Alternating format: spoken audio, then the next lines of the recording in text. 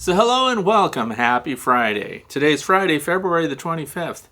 It's freezing cold outside, 18 degrees Fahrenheit, and that's -8 Celsius, and there's icicles hanging on everything, including the beehives. So I'm glad that you're here because this is episode number 148 of Backyard Beekeeping Questions and Answers. I'm Frederick Dunn, and this is the way to be. So I'm glad that you're here and spending time with me. The questions that we're going to go over today, the topics we're going to discuss, were submitted over the past week. And you can find them down in the video description below, along with a lot of other links that are going to lead you to things that are pertinent to today's topic. So let's jump right in, starting off with Brian Schrombeck. I have lots of cardinals in my yard too, so that's cool, just like in the opening here. Hey, has anyone considered heating the syrup on top of the hive?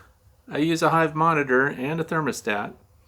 This would allow me to start 2 to 1 a little earlier. It's getting late in winter and I feel syrup would help them immensely. But I'm afraid to give it to them yet, just a thought. Okay, my thoughts are pretty consistent when it comes to adding heat and auxiliary climate control that requires you to plug something in or hook up a battery or whatever it is. I personally don't generally like to do that. But here's the thing, when you're putting on food, syrup, by the way, during winter, we still risk the bees being locked into the hives due to weather and unable to fly and do those cleansing flights. So for those of you who live in areas like I do right here in northwestern Pennsylvania where the snow is everywhere, but we had a recent warm up, brown dots all over the snow everywhere, which is good and bad news. Bad news is they were having to hold that on board, keeping their guts full and not able to fly out right away because of the cold weather. But the minute it did warm them up, out they went, and then they eliminated in the snow. So they're alive and flying because guess what? Every little brown dot in the snow did not also have a dead bee in it, which historically could have been the case. Sometimes the bees fly out, they don't make it back. These were flying out, eliminating, and then flying right back into the hive. So the other thing is the thermodynamics inside the hive. So where should your feed be for emergency winter feeding inside the hive? Because that's what we're talking about. And this is valuable because this time of year, people get optimistic and they see the bees flying and doing the cleansing flights and things like that because we had a recent warm-up, and then they go, all my bees are making it. Everything is perfect. It's not. They might well be using up the very last bits of their resources inside the hive. And what else are they doing this time of year? They're building brood. Even though it's cold outside, even though the pollen's not coming in, even though the environment is not providing for them, they're rearing brood, which puts them in jeopardy regarding resources that they've stored. They're going to run out. So this year, almost all of you know, we're using Hive Alive fondant on that inner cover. A lot of people are using winter patties. Some people that are coming into spring that need a desperate buildup. If you're a sideliner and you really count on those numbers, which I don't personally, I don't need it, but some people are putting on their pollen patties this time of year also. So where does that food go?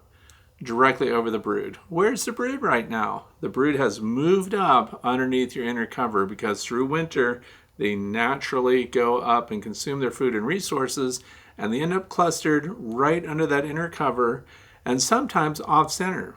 So what side of the hive do they generally go to? The side that the sun rises on. So that would be the east and southeast corner of the hive. Sometimes we see the clusters off center onto that part where they've used all their resources. Now that's where the emergency feed needs to also be located. So if you've got an inner cover and it's got that hole in the middle, well, here's an inner cover. Holes in the middle, so you're not going to put your food over here and expect the bees to go over and get to it because this is an insulated inner cover. Here's the hole in the bottom, so your cluster is going to be a little off center right here, but on those warmer days they're going to go up that center hole and they're going to take advantage of whatever resource you put here. So I've been telling people 2 options. One, put a rapid round feeder on there. And that's where dry sugar is, but the bees have to go up through that, through the center column of the rapid round feeder and over the top and into the dry feed, which is just sucrose, just sugar, processed white sugar.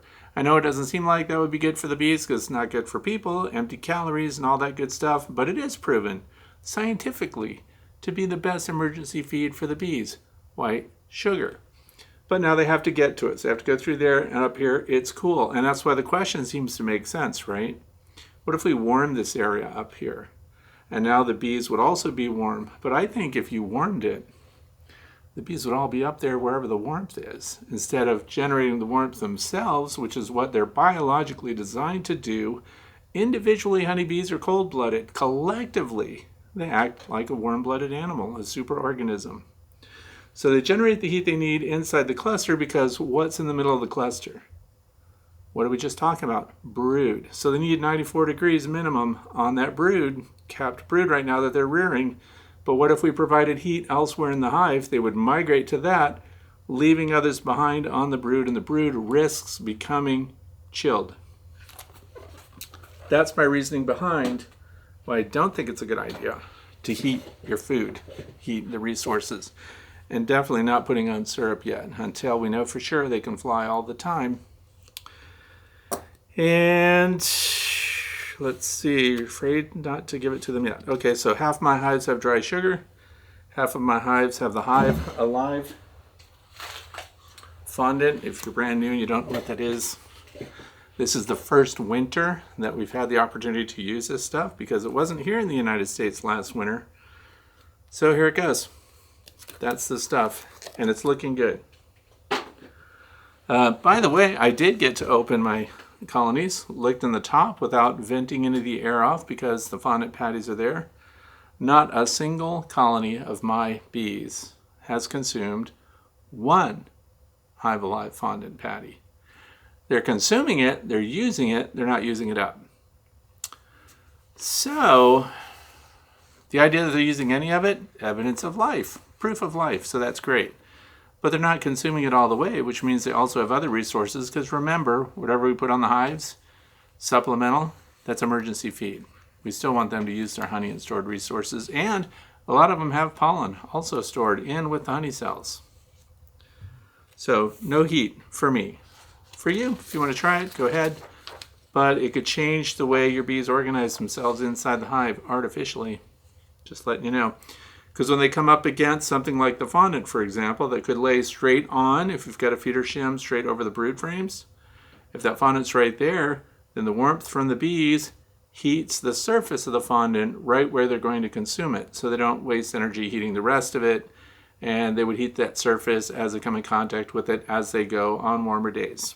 And also heat rises inside the hive, so that's helpful. Question number 2. Sean Meister, frequent viewer and commenter. Hey Fred, you skipped over answering Amy's question on why the queen bee never uses her stinger. And that's true. We had a young viewer last week, Amy. She asked a couple of questions, so I did answer part of her question, but the other part was, why doesn't the queen sting with her stinger? The queen's conservative with her stinger. They have one, and it is different, anatomically different from the worker bees.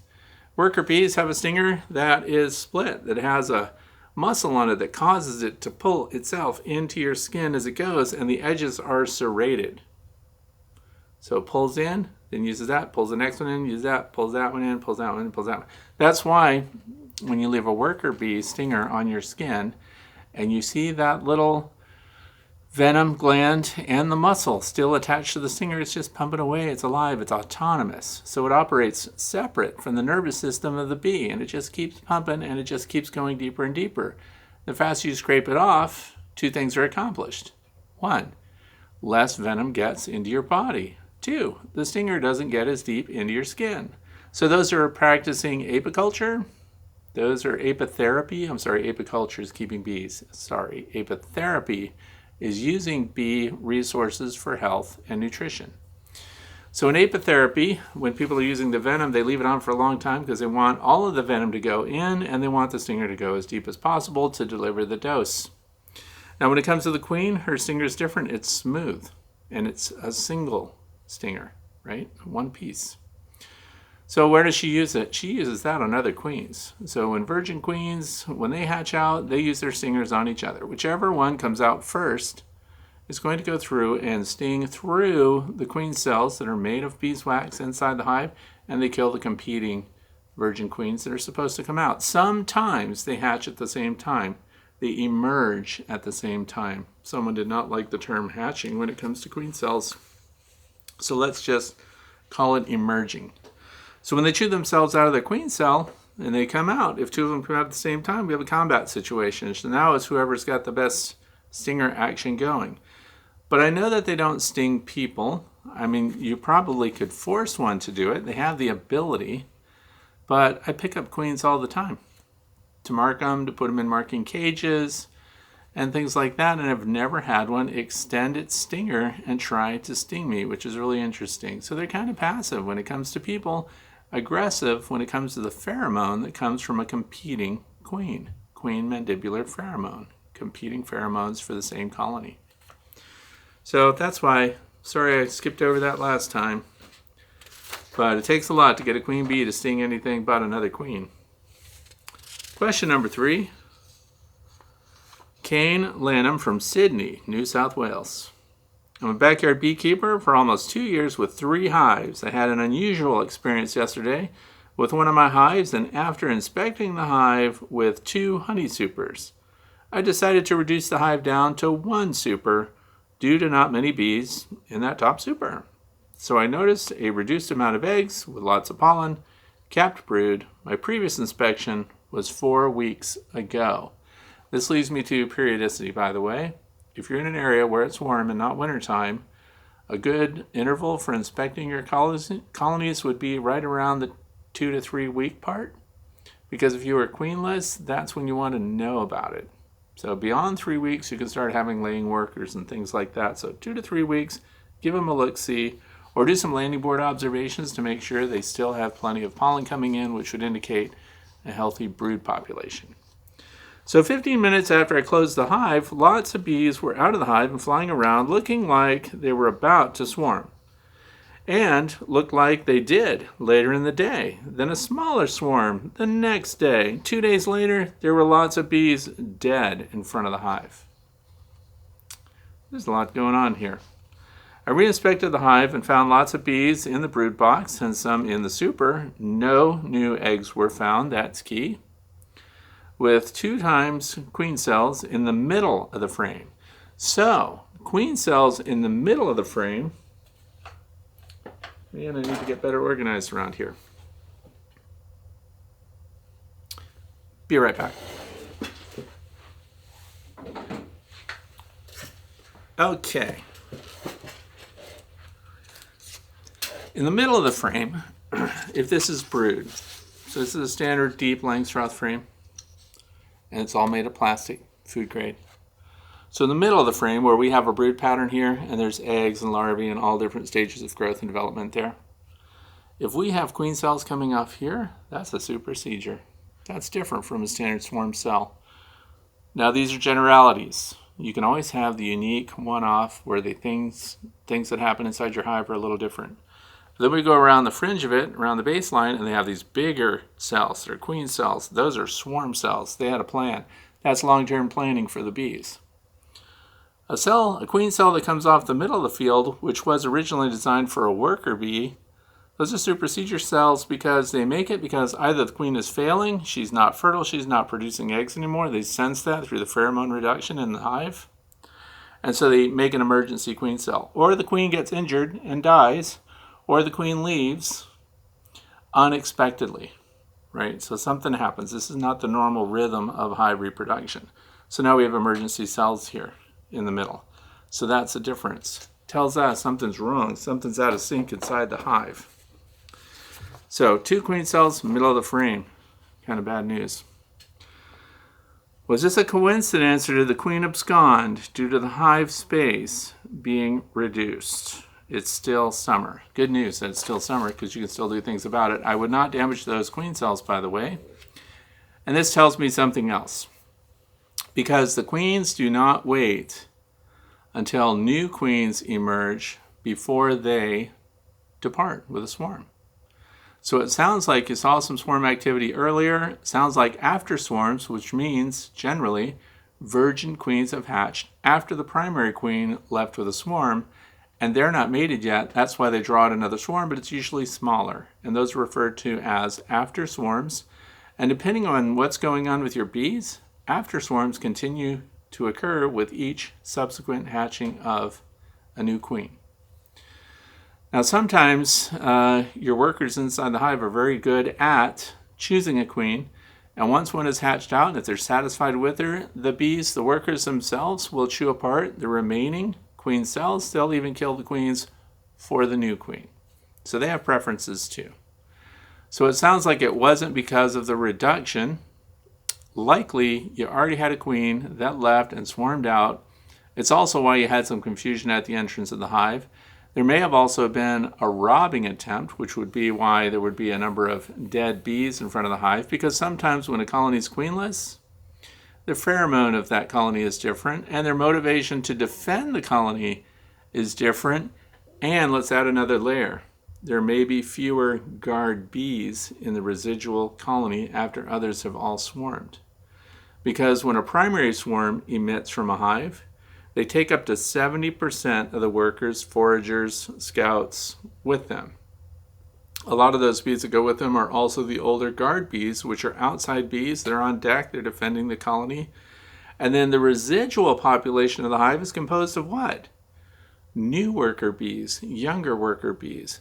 Some guards, maybe, but they're not as strong and not as capable of defending themselves as the group that just left. Which is good for the group that just left, because when they set up a new area, a new zone, a new habitat, and occupy a new cavity, they need to defend that. They also need the bulk of the foragers because they need to bring in resources fast, even though they ate a bunch of resources before they left and they took it with them. Just speculation as to why there may have been an attack on that colony, which would reduce their numbers, which you've seen, and then also result in dead bees on the landing board, but maybe the attack was also unsuccessful. So you got some damage, but you still have bees there. The good news is you still have queens that are going to emerge. So it sounds like they're going to make it, but they're going to need help. And I don't think it was because you condensed them down. In fact, given that we have a reduction of numbers in that hive, good idea to put them in a smaller box right now until they begin to build back up. And keep an eye on those cells, the queen cells. And you want to check in on those 10 to 12 days from now and see a couple of things. One, that they've hatched. Two, that the bees are bringing in lots of pollen. Because if the pheromone does not tell those foragers and the nurse bees inside that they need to prepare for new brood, they don't do it. They start to just hover around and they stop production. You don't see any comb building. They're not working on infrastructure. So that's the other thing you'll be looking at. Did they redo the burr comb in there? Is there brace comb, for example? Are they showing evidence that they're continuing to invest in the frames and the brood areas of the hive? Are they bringing in stores and resources? Are they motivated? Then yeah, it sounds like they've got a queen that was either freshly mated or may even already have begun laying eggs. So you can also look for those. So because they don't bring in pollen unless there's a pheromone to tell them that new bees are on the way. How's that? I hope that's good. And I also hope that Cain will update us on what happens, because that's a story we want to follow up on. Let's see if I was even remotely accurate in my assessment of what happened there. See what happened. The next one is this is question number 4, Chuck Kyle, Akron, Ohio. If my hive swarms and I recapture them, can they be placed right next to the hive that they just left in a new box? Sounds counterintuitive, doesn't it? But the answer is, yeah, they could. Now, of course, separate your hives by as much space as you can. So if you've got enough space in your yard, there's no reason to put your hives right next to one another. The other thing is change landing board directions and things like that. But the big thing is physical space between them. But feasibly, would they, if you catch a swarm that's with the queen and this hive that they left from has a new queen coming in, they do really make a change in their brain somehow. So when they've swarmed on their own and they're out on a tree and you collect them and you put them in a box, could you in theory put that box right next to the original box that they came out of? You can. Now what's going to happen is some of those bees are going to get forgetful and the foragers are going to go back into the original box. So a percentage of them will do that anyway, right? Because you're putting them right in the same apiary and everything else. The bulk of those bees, though, it's been my experience, because I've done this exact thing. I've had an empty hive convenient. Another hive has swarmed, collected the swarm, hived them right in the box that was already there, right next to the other boxes that the swarm came out of. And they continue to build and do okay in that because they've got the older, more experienced queen that's already in lay. They go right to work. They start producing. And the other thing is, does it have plenty of drawn comb? That's always a bonus. So you could help them by pulling a frame of brood from the hive they came from and put that into the new box that you're putting them in, also to help kind of anchor them there through pheromones. And also because now you have new stock coming. You have bees hatching. Bees emerging. See? All right. So that's from Chuck. Question number 4. I hope that answers that. Question number 5. Bill Hass from Charlotte. I just watched your February 2019 broadcast about using a 12-volt oxalic acid vaporizer for mite control. I have viewed YouTube segments on the benefit of using foggers rather than using the electric vaporizers. Both use oxalic acid vapor, and I can appreciate the benefits of foggers by not having to drag a battery around the apiary and the ease of application. I've also noticed there's a company that manufactures foggers specifically for mite control. Have you tried a fogger? How do you feel about them for mite control? Okay, my answer is easy on this one. And I don't have to pick out a specific fogger being better than another. And this is what I encourage anyone who watches my channel to do. Look for science, look for validation, and when it comes to miticides, did you know there's a legal ramification to coming up with different methods? So how are miticides proven, accepted, and then authorized for use in your beehive? 1, what's the miticide? In this case, it's oxalic acid.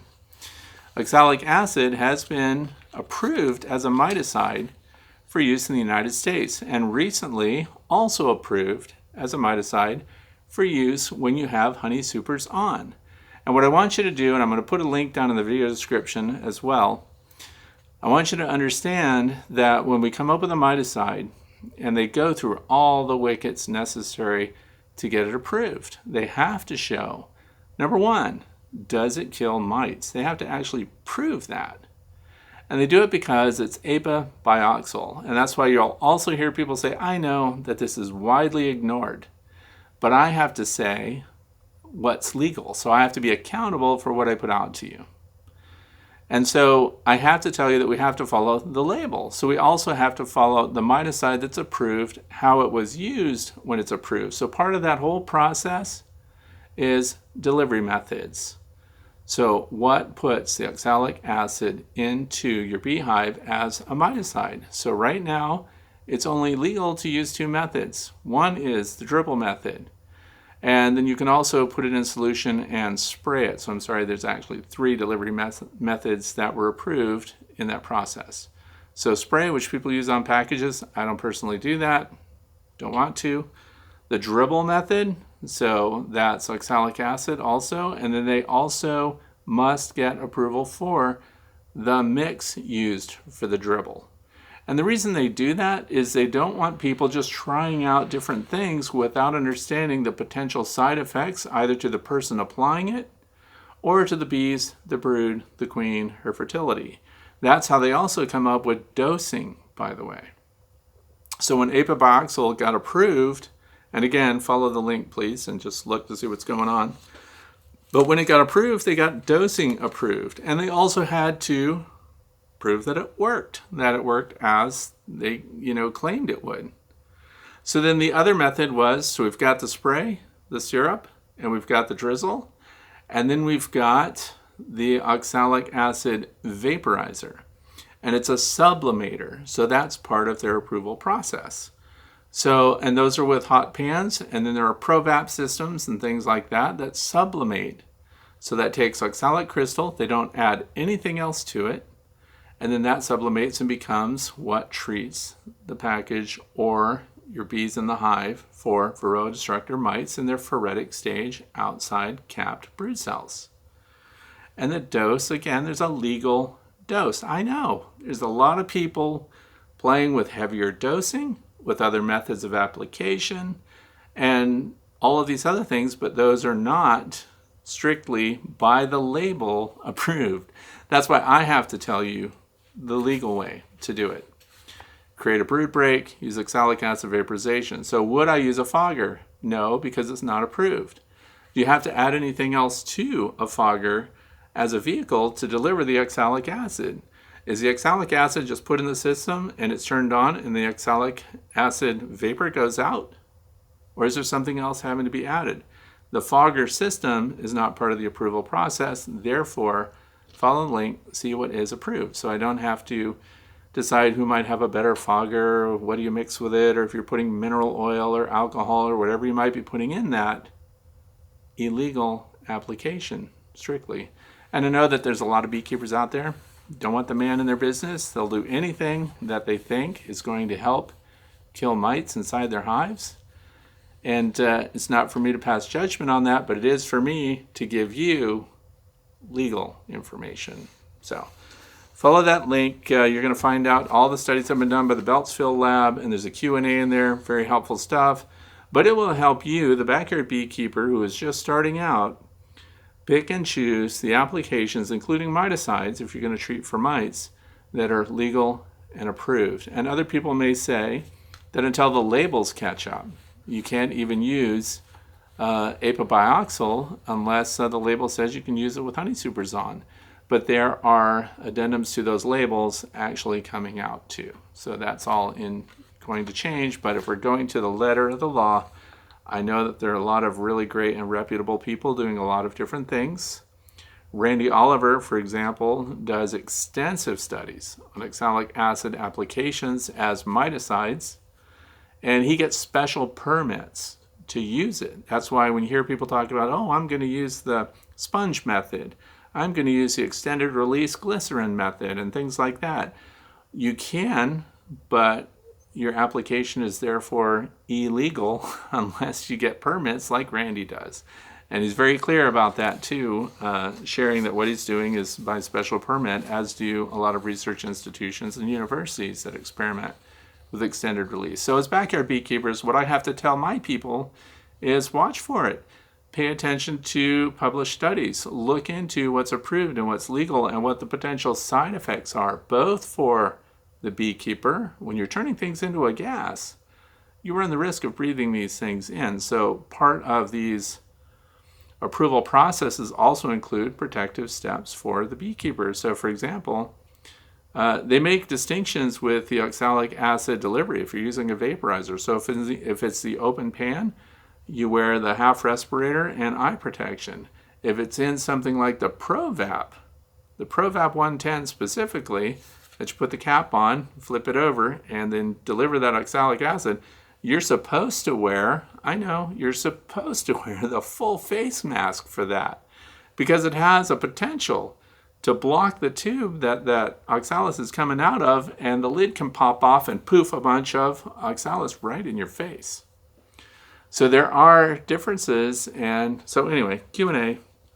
Get right in there and follow that link, please, and read what is actually approved, and it will help you filter out a whole bunch of other stuff and not get into the nitty-gritty of who makes the best fogger, for example, for oxalic acid vaporization, when foggers are not part of the approved process. So you're down to pans and sublimators. Next one, question number 6. Kelly, East Orange, New Jersey. As we approach the early warm-up and prepare for dead-outs, do you recommend a sequencing or particular procedures for investigating what might have happened, especially before using equipment? I'm particularly interested in how you'd clean tools whilst in the field so as not to cross-contaminate.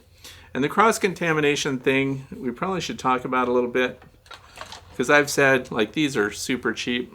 This is a hive tool, super flat. This one's pretty darn clean. I've suggested, because they're so cheap, why not just keep this right underneath your telescoping cover and have one at each hive, right? So that when you open it, if you decide to take a look around, here's your hive tool. This one's for this hive. And then I also suggested that this helps you not cross-contaminate to a bunch of other hives in your apiary.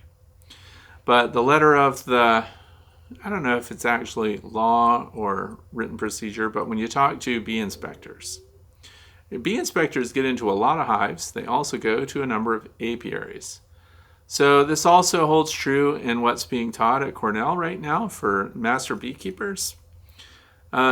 Cleaning your tool is advised between each colony if you can do it, if you feel like it. But definitely you'll want to use different equipment or sanitize your equipment going between apiaries. Because we know that there's bee drift, that there's a lot of sharing going on within one apiary from hive to hive. So someone else asked me, well, isn't that kind of negate the positive part of cleaning your hive tool? And then when the bees are running willy-nilly between the hives, especially those freeloader drones that are going from hive to hive. So we have a lot of cross-contamination happening through drift with the bees in the same apiary. But it doesn't hurt. Remember, fail safe. So if you feel like cleaning your hive tool between each hive, it doesn't hurt, right? But definitely do it between apiaries. So I try to keep them all clean. And so what do I use to clean it? Oh, I was going to bring down my propane burner. But I have one of those auto igniters, Benzomatic or whatever they're called. It attaches to a Coleman propane tank. That's also how I light my smokers. But you can take that, you have one of these, and by the way, use cotton. You know what kind of cloths I like that are 100% cotton? They're those bartender cloths that, you're watching the movies and they're always standing there getting all the water spots off of their glasses and looking at them. They're really thin, 100% cotton cloths. Those things are inexpensive, and I keep them around my bee yard. And what you do is they heat this up with the torch and then take that cotton cloth and do a quick wipe down, and the propolis wax and stuff like that go right into your cloth. Then you can wipe it down after that with isopropanol. And because that's what I watched the state inspector when he was leaving, he rubbed down all of his equipment with isopropyl alcohol. So it was that easy. So every little bit will help. Anyway. Now we're talking about dead out. So it's springtime. You think your bees died. First of all, make sure they're dead. Don't be the one that kills them. So I wouldn't open that hive until we had a warm day anyway, because what's the number one concern when you have a dead out?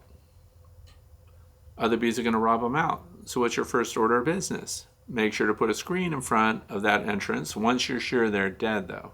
You don't want to be trapping bees inside, find out that they're actually in a deep state of torpor, and then you're one of those people that just pulled off the lid, pulled off the inner cover because you just had to see in there on a 49-degree day, and you chilled their brood. And because they were so small, they weren't moving around a lot.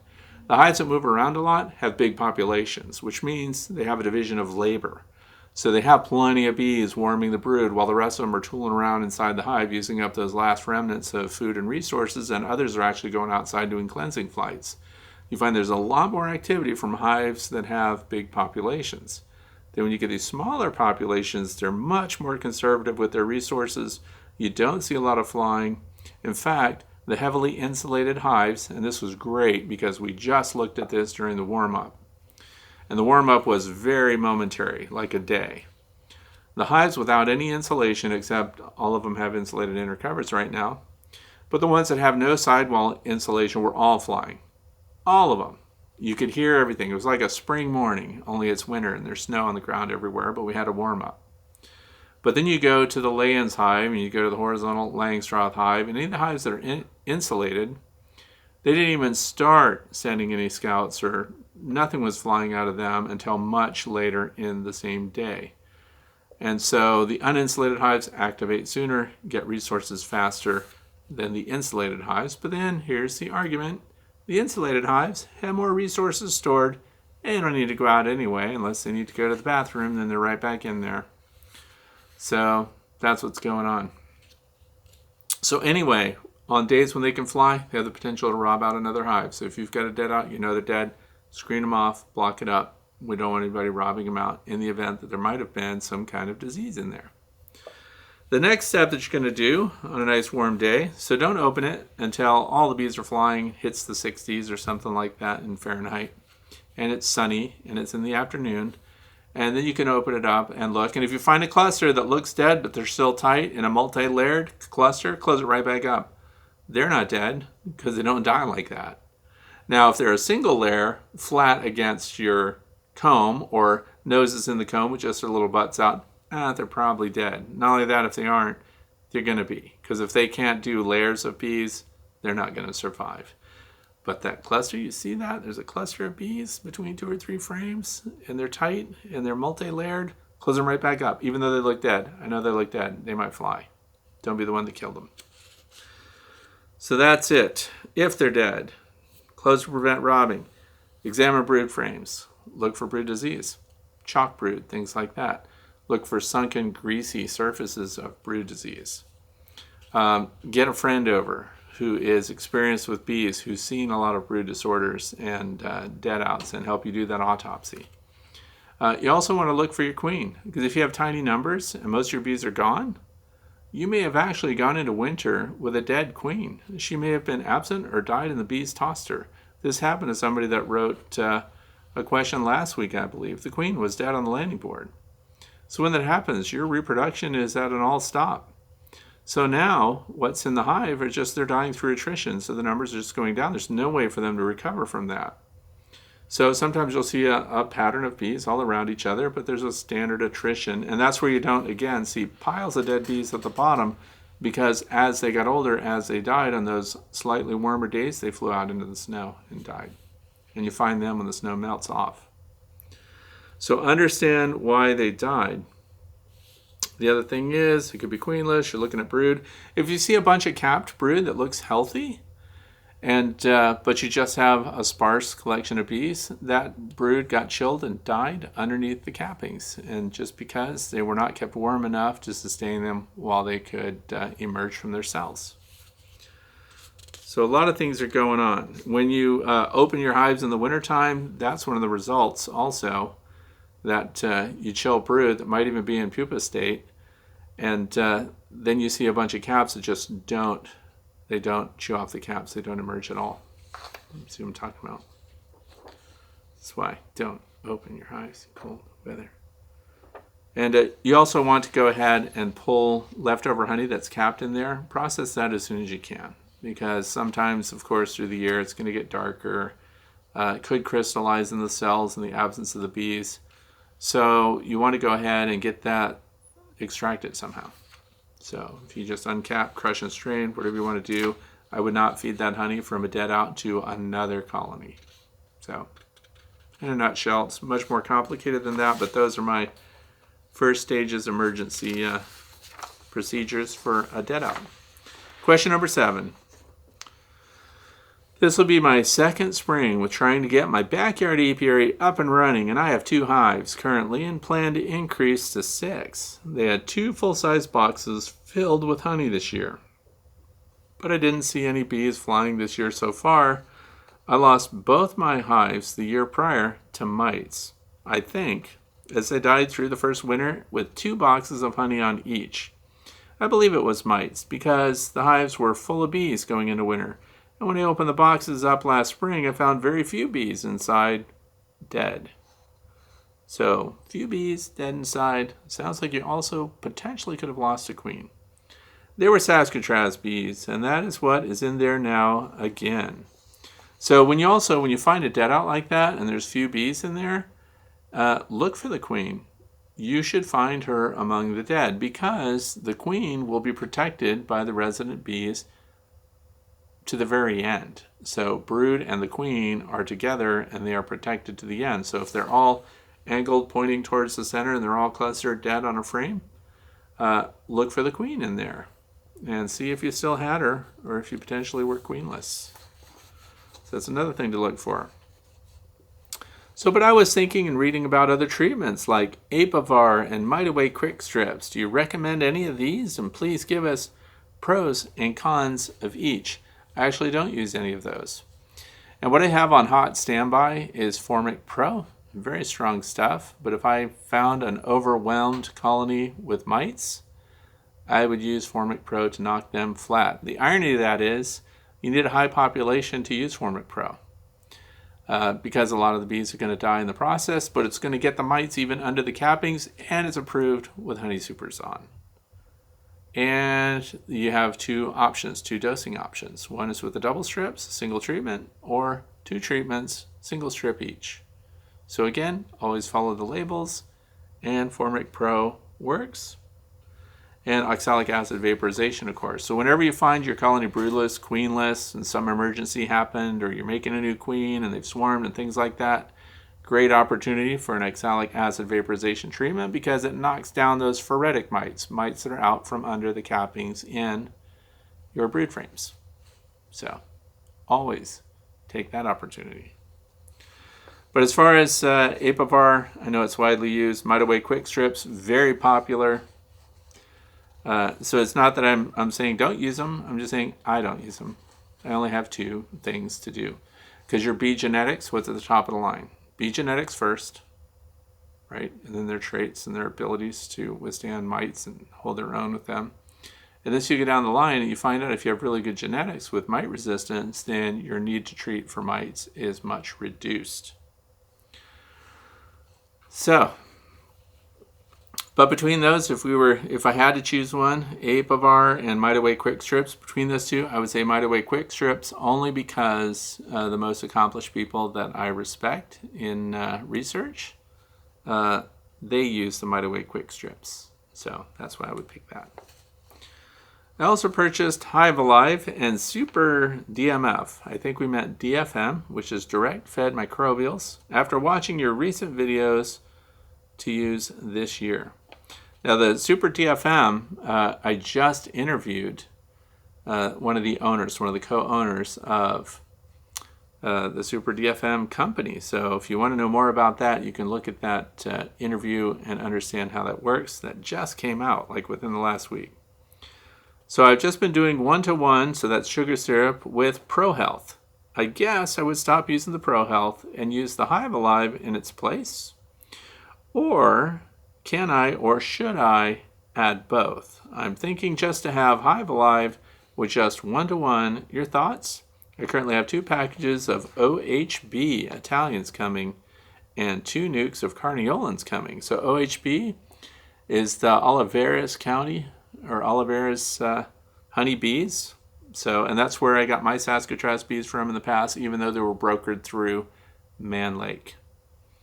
So those are coming. The question is, though, Hive Alive in place of ProHealth or both?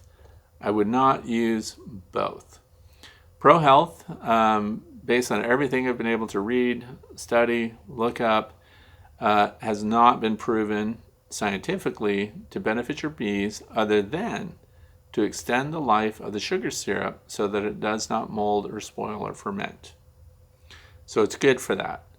Honeybee or Hive Alive, on the flip side, also extends your sugar syrup and helps prolong and prevent fermentation, but it also was proven scientifically to support brood and boost brood within the hive. So between those two, I would personally, I have them all, by the way, I would personally use Hive Alive liquid in your sugar syrup if you're going to put that on, because it has a proven benefit. And what else? And when you get those packages and you install those packages in your hive, about the 8th or 9th day after you've done that, oxalic acid vaporization treatment, knock out all mites right then, high 90s efficacy. So the next part of this is a very lengthy question, by the way.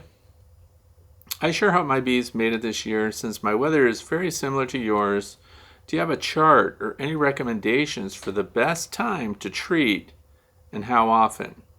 So far, I've not done any mite counts ever, but I did see some on my bees and in the tray. So if you've never done mite counts, we have no idea what we're dealing with inside that colony. And if you're seeing phoretic mites on the backs of your bees instead of the abdomen where they like to hide out, that's going to be an infestation.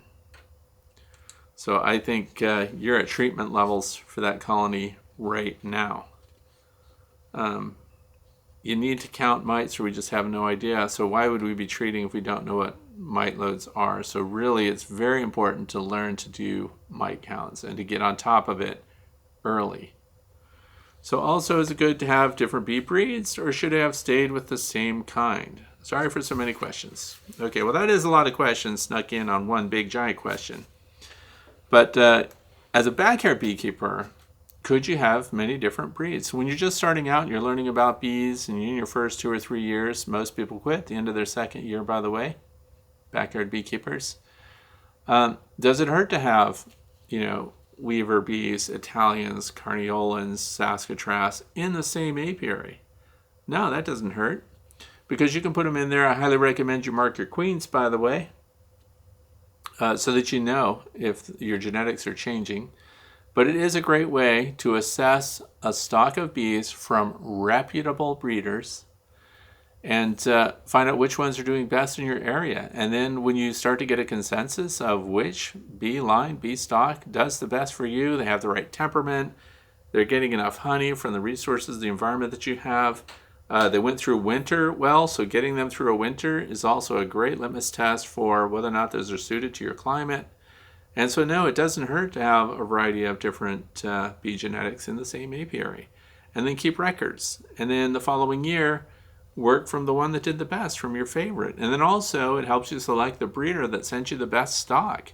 And then that's the breeder then that you will send for your next queens, or to boost your stock and genetics as you go forward. That's what I kind of did.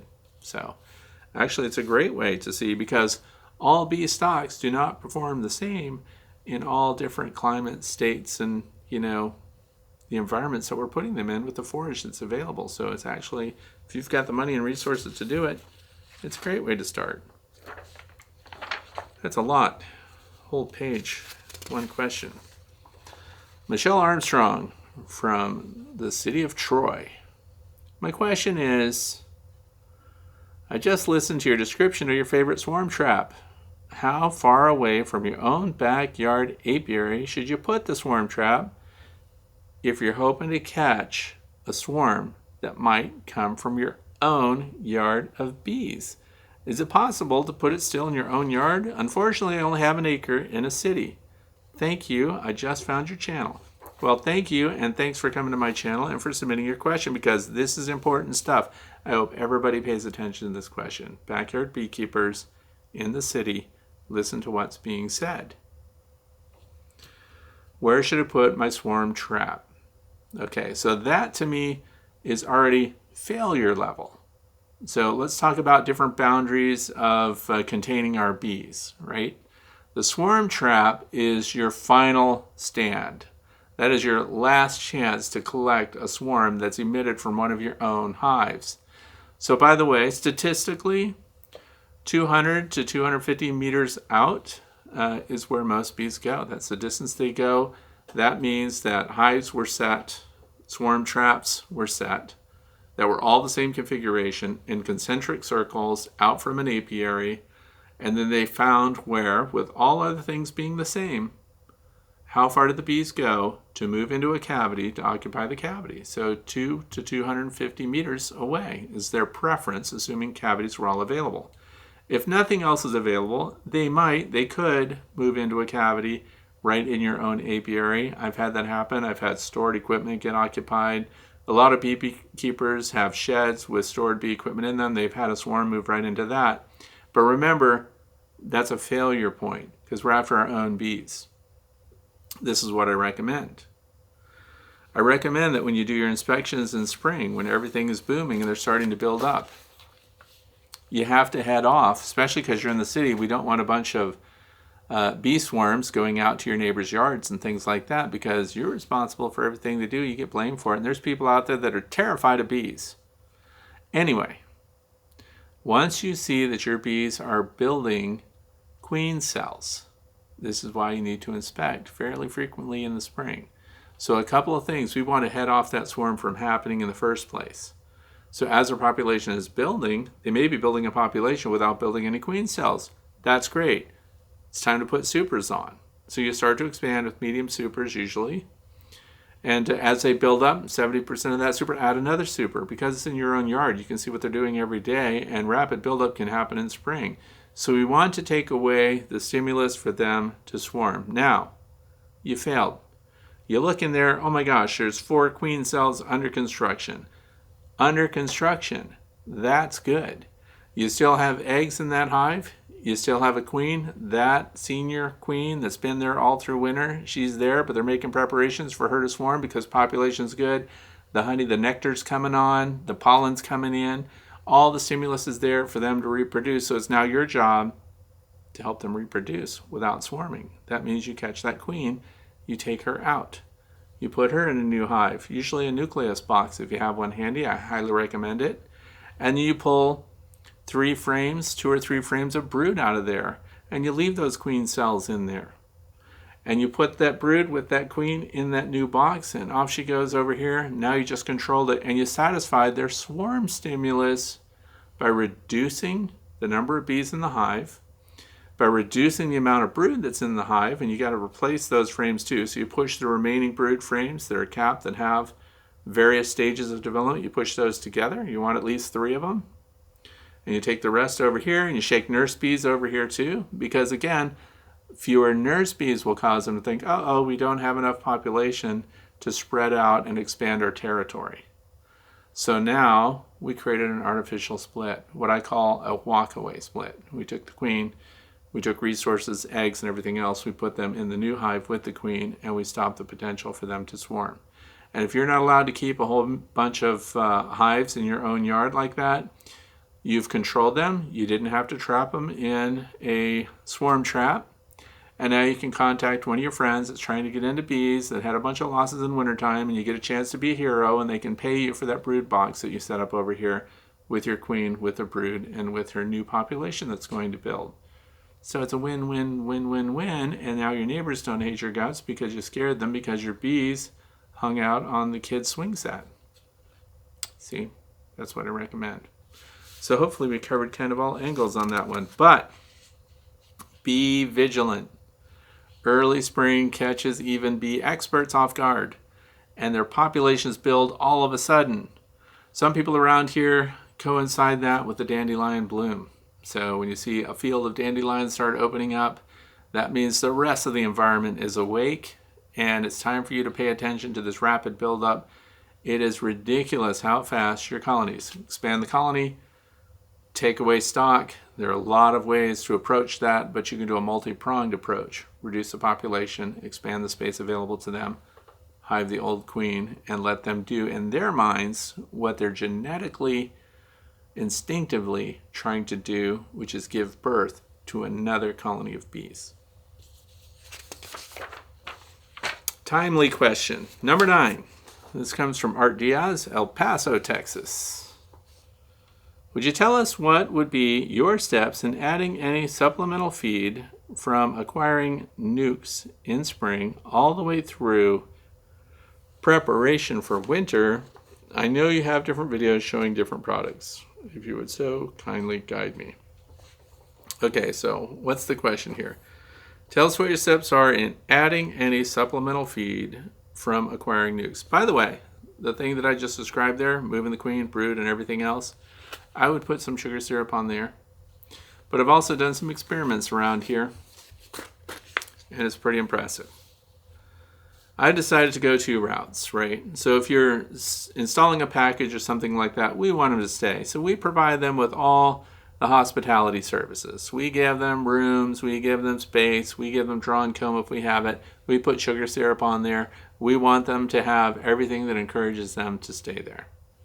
But when you have an established colony that comes through winter, that hits springtime, what do I do to stimulate that colony to keep them going and get them going through summer, fall, and everything else? Nothing.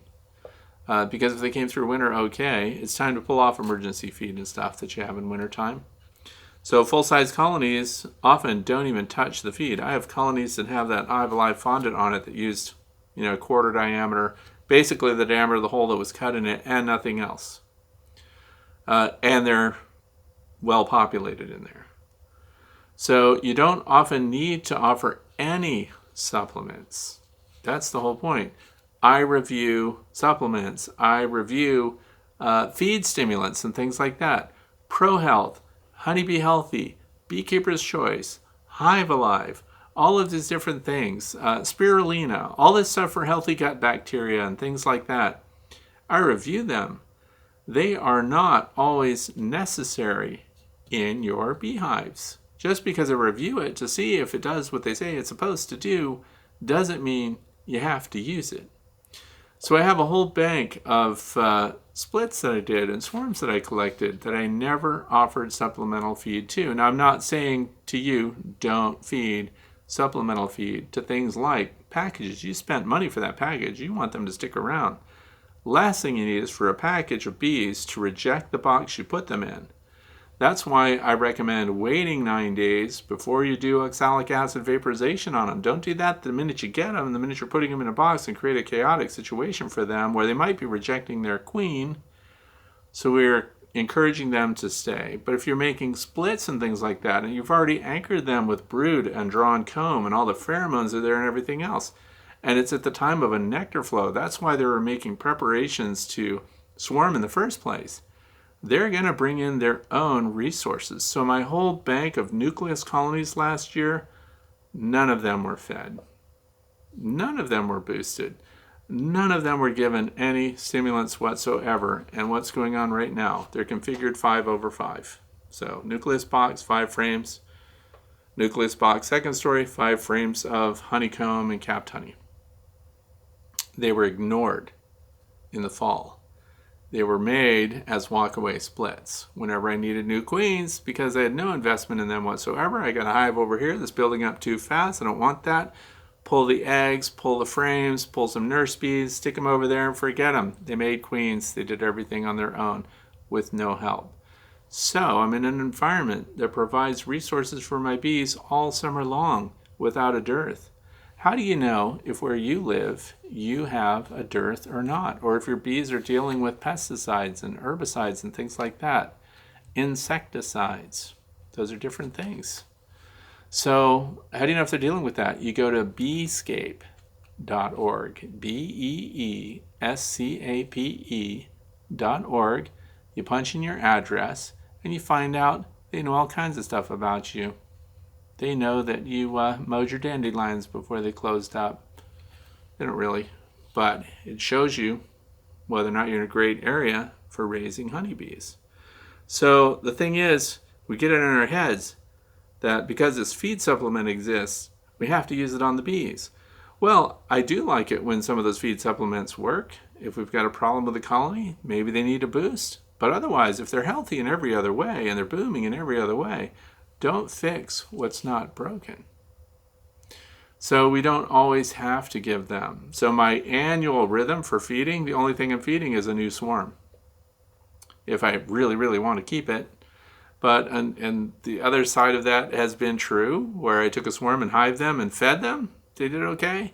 When I took a swarm and hived them, did not feed them, they went into action right away. They also did okay. So we kind of have to, sometimes feed supplements for your bees, although they may be proven to work. Hive Live, as I mentioned earlier, has been proven to work. Sometimes it's to make us feel better. I'm not a commercial beekeeper. So I would, of course, take supplements and feeding like that far more serious. Spring pollen patties and things like that. If I needed to meet some kind of contract obligation to boost my bees and get them out there so that they're going to pollinate flowers or orchards or whatever is coming along, I'd have to do it because I would then artificially want to boost their numbers so that I'm delivering a product that I'm being paid to deliver, which is a pollination service. But I'm not doing that. I'm a backyard beekeeper. So I can sit back and watch them. I actually want them, this is what I told my wife when I was out in the bee yard, I said, we got a problem. Because I don't want that many bees. So I like them to be in rhythm with the environment. I like them to build up just in time. I don't need an oversized colony of bees that now I have to split and make new colonies because I don't want 40 or 50 beehives out in my yard.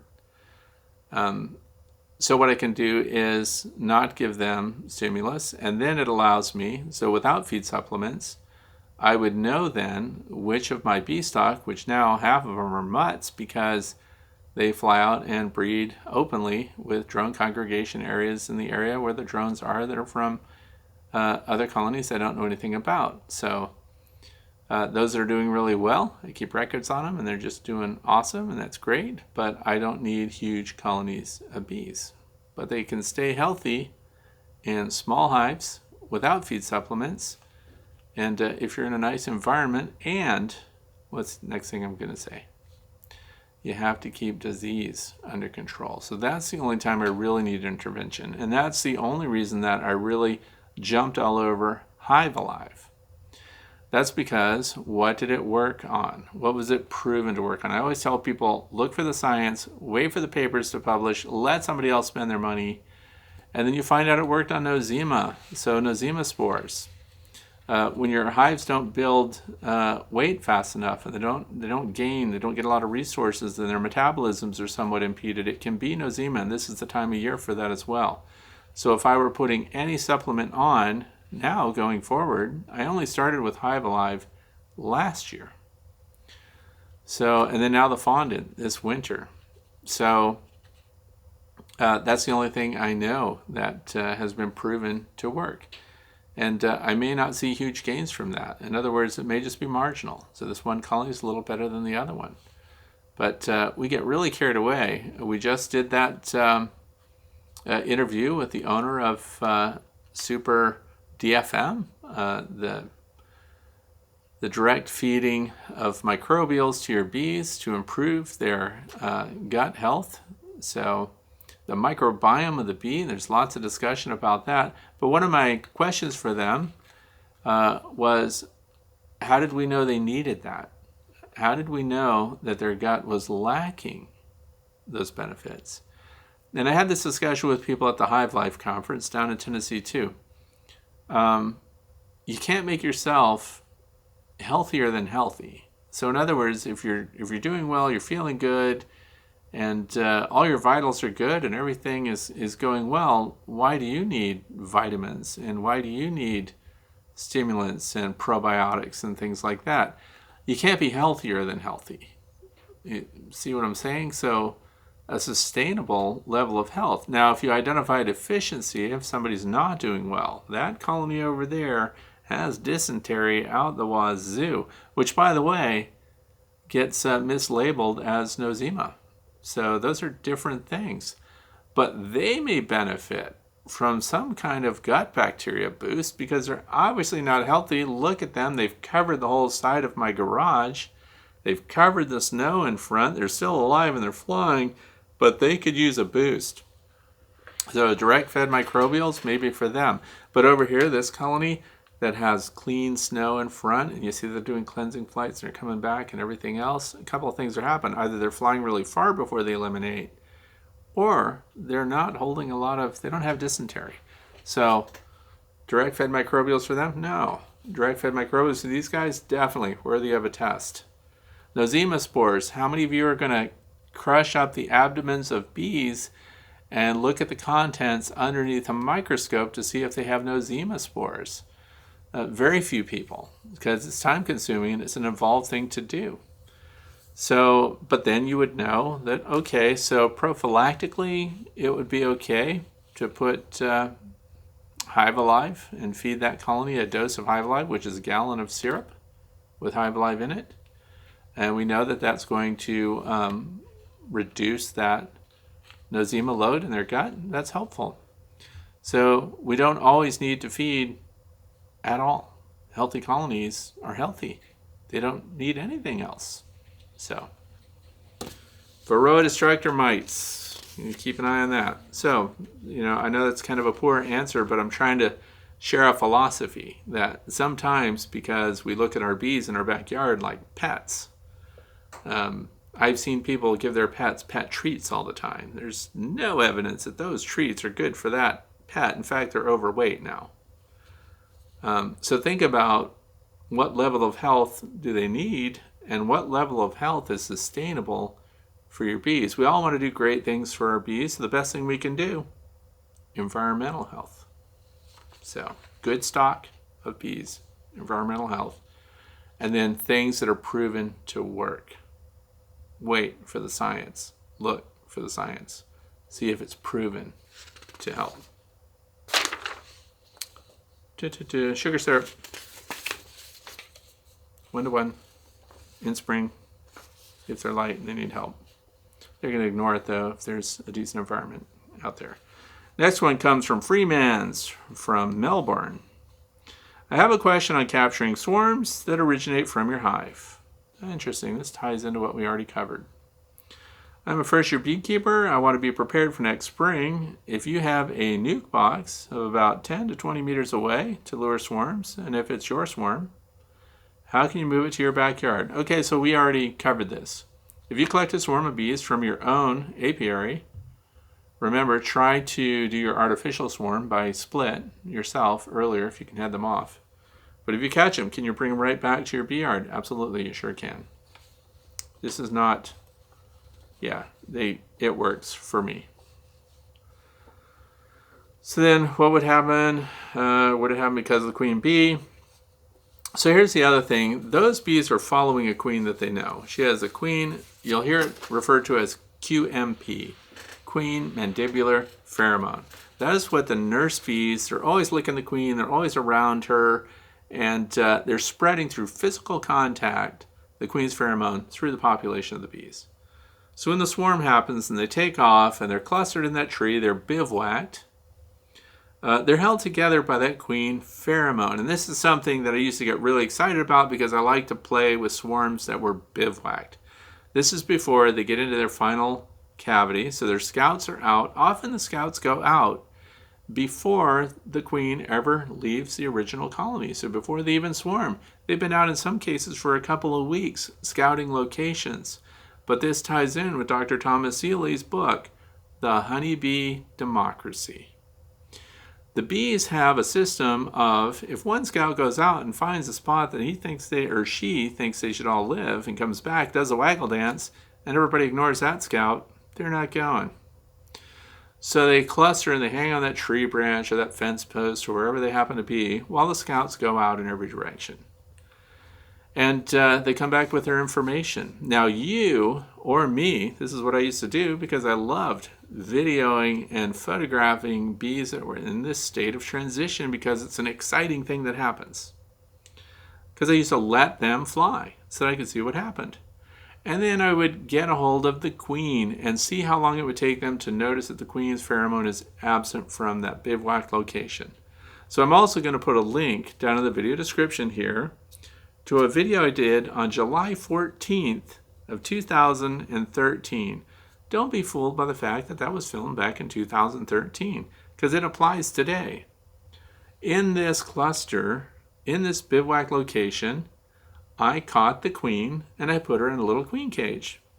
Then we see how long it takes them. And we also see their behavior around the queen's pheromone once she's in that cage. And then we find out that in this particular swarm that's in that video, and I hope you will take the time to look at it, there's a second queen in there. So when I pulled the queen out, I thought, well, they're not really noticing that she's missing, because now we would see them become more active and they would start actively searching around to find that pheromone for the queen. And then they, eventually, if they can't find her, what are they going to do? So if you took the queen away, and there's no queen in that bivouacked cluster anymore, they're going to go back to their original hive. So the other thing is we can influence their decision-making practices. We can take handfuls of bees, and that's what I do in this video.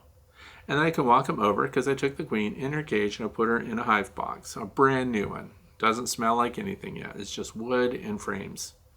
And then I take handfuls of bees over there and I put them in front of it. And then you'll see them finally discover her pheromone. They get all excited and in the hole they go. So now we can select a space because we learned from Thomas Seeley and other researchers that that 10-gallon space, which is roughly the configuration of a 10-frame deep box, is their preferred size anyway. So the chances of them leaving that once you introduce it to them, you can put all your scouts in there and start collecting them. Anybody you see waggle dancing on the cluster, scoop your hand in there, get them over there. You can be stung. Not saying you will, but you get those waggle dancers, you put them over there because those are the influencers. They're the social influencers of that beehive, of that swarm. And then eventually you'll get them all to go right in there. Now, if you remove the queen and don't give them a box to go in, they all go back to the hive that they originated from. So for those of you who think the population of the hive they left is not adequate, and you find that cluster of bees that you know are yours, and you remove the queen and you don't let her go back with them, and you don't create a split from that, they will return and restore the numbers to that original colony. But they will follow that queen's pheromone if they can find it. So, then it says, moving back in the bee yard, will the bees fly back to the tree where the nuke was located? They're going to follow the queen. So in the absence of the queen, they do two things. They find her, or if they can't find her, they go back. Stragglers, like some people get upset when there's been a swarm capture. And then there's a bunch of the foragers that were out, sometimes hundreds of foragers, recollect where that queen's pheromone residue is still there. And they think, oh, what happens to them now? They're just going to die. No, eventually they give up trying to find the queen, and they go to the hive that they departed originally. So when it happened because of the queen bee, would you use a wheel entrance with a queen excluder to keep the queen in the nuke? So that wheel that's on the front of that nuke box, it's got the hole in the front, it has a setting as a queen excluder, bumblebee excluder, vented, or wide open. You could use it to keep the queen in, but I don't.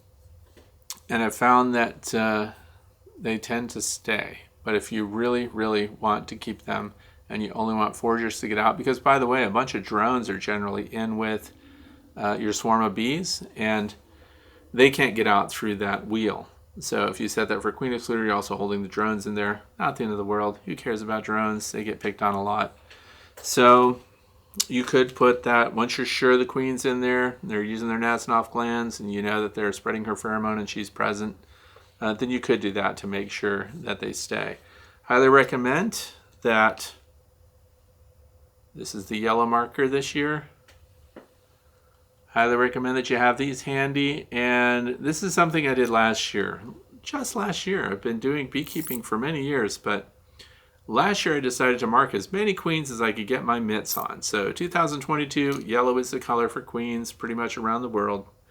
And start marking your queens, because the eye-opener for me was I didn't realize how frequently they're superseding their queen and how quickly they get replaced. So start marking your queens and knowing what's going on with your genetics. But yeah, you can do that. I'll put a link to that video too. It's fun to watch. You can play with swarms, and you learn a pile about bee communication that way. I was doing it as part of an assignment, but it was just very entertaining. My only regret about videos from back then is I didn't narrate them. People do not like text on a video, so that one is not narrated. But there's text telling you what's going on. Question number 11, last question of the day. This comes from Dan, and I know you mentioned in last videos that the bee weaver bees honey production is on par with other strains that you have tried, such as Saskatraz or Italians. How would you rank them all from best to worst in terms of honey production based on your experience? That is a very easy thing to do. The best honey producing bees I have ever kept were Italians. So, Apis mellifera ligustica. Okay. So then we have the Saskatraz bees. They're number 2. So the Saskatraz bees were really good at honey production, marginally ahead of the bee weaver bees that I was keeping. So the Saskatraz bee is number 2, bee weaver number 3 in honey production. And how much of a difference was there? So if you're wondering, brass tacks, if you got, I'm trying to add it in my head, but I think there were a couple gallons off per hive. So Saskatraz bees, full size, full colony, would produce roughly 1.5 gallons to 2 gallons more honey than the bee weaver bees. The Italian bees were way ahead of Saskatraz or bee weaver, but they weren't very well suited to my environment. Not only that, the hottest bees I've ever had were Italian bees. So they would get so mad that you took honey off of them that they would make you persona non gratis in your own apiary for days after you took their honey. They had attitudes and good memories. And they remember individual people, by the way, because they would come at me. They knew I was the one that was out there.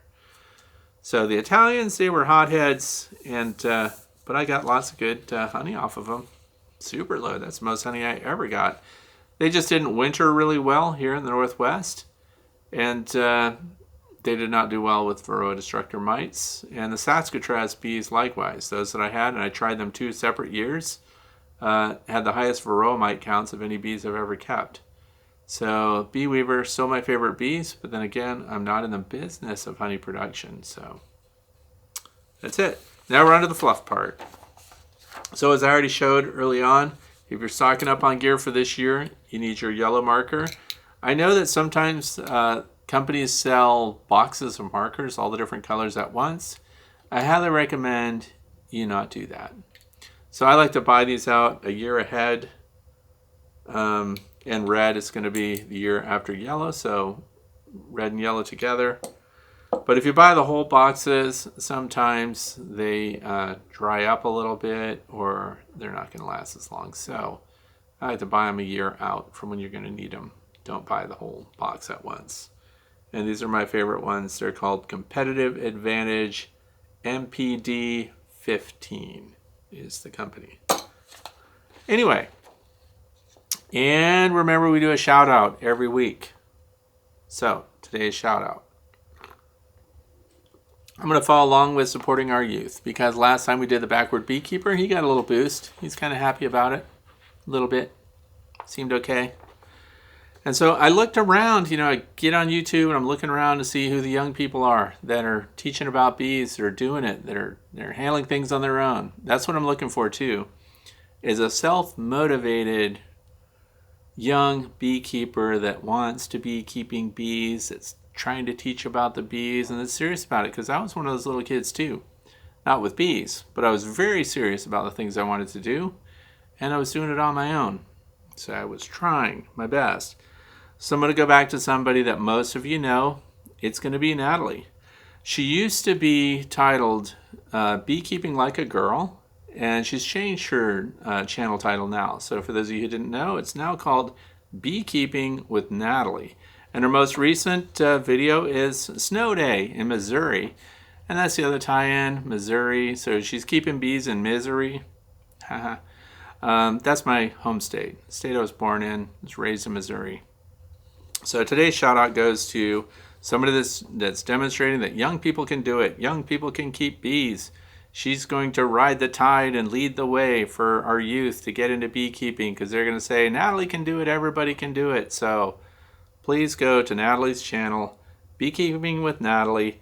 Tell her Fred sent you, and give her a thumbs up. If you're not a subscriber already, although I think a lot of my viewers already do subscribe to Natalie, but please subscribe to her, and let's see where she goes in beekeeping. She's mentioned a couple of times that I think she actually wants to become an entomologist later in life, and would even like to become a master beekeeper. So there's somebody that I think we can really get behind, and hope that we can use Natalie to inspire other young people to become beekeepers and really learn apiculture. See. And I have other interview videos coming up. Thank you for those of you who have written me and said that they really like this kind of new series of interviews with experts. I try to find the top experts in the fields of study that I'm interested in myself. We had Mr. Ed on. It was a lot of fun. So please watch those too. And the upcoming interview, we talk a little bit about the stingless bees, because people have been emailing me, hey Fred, why don't you talk to people about stingless bees that know all that stuff. So that's going to be covered in a new upcoming interview. Oh, I have new bee mugs that were in the cover thing. But these mugs, like this one right here, has a way to be on it. But these are bees getting pollen, and they're macro shots. So they're really close, and they wrap around the entire thing. So I put these two up, and the next one is a bee frame. I know some people don't like it when I mention something that I'm selling. Look, you need to look away right now. So This is a brood frame that's covered with bees, and the queen's on there, and there's nurse bees, and there's pollen, and everything else, so it's pretty cool. So there'll be links to those for those of you who just want to support me. You don't have to. I'm not making you. So that's it for today, and I want to thank you for being here and spending your time with me. And I hope that winter is treating you decent and that your bees are going to come out in spring well. So thanks for watching today, and I hope you have a fantastic weekend.